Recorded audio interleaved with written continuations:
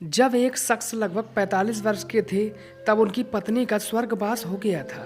लोगों ने दूसरी शादी की सलाह दी, परंतु उन्होंने यह कहकर मना कर दिया कि पुत्र के रूप में पत्नी की दी हुई भेंट मेरे पास है। इसी के साथ पूरी जिंदगी अच्छे से कट जाएगी। पुत्र जब वयस्क हुआ तो पूरा कारोबार पुत्र के हवाले कर दिया। स्वयं कभी अपने तो कभी दोस्तों के ऑफिस में बैठकर समय व्यतीत करने लगे।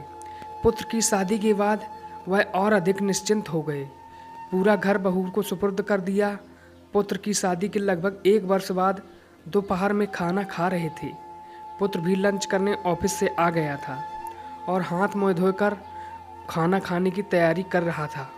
उसने सुना कि पिताजी ने बहू से खाने के साथ दही मांगा और बहू ने जवाब दिया कि आज घर में दही उपलब्ध नहीं है।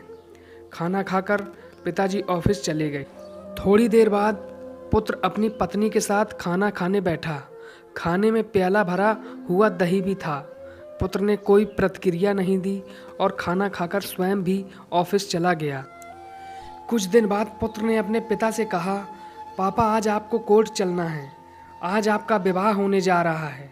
पिता ने आश्चर्य से पुत्र की तरफ देखा और कहा, बेटा मुझे पत्नी की आवश्यकता नहीं है और मैं तुझे इतना स्नेह देता हूँ कि शायद तुझे भी माँ की ज़रूरत नहीं है, फिर दूसरा विवाह क्यों?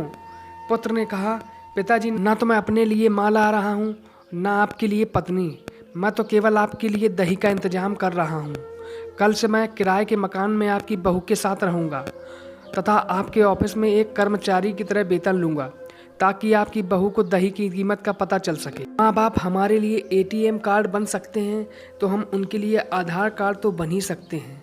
आशा करता हूँ आपको ये कहानी पसंद आई होगी। यदि कहानी पसंद आई हो तो लाइक शेयर करना बिल्कुल भी ना भूलें।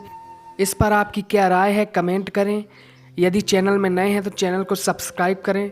कहानी सुनने के लिए धन्यवाद।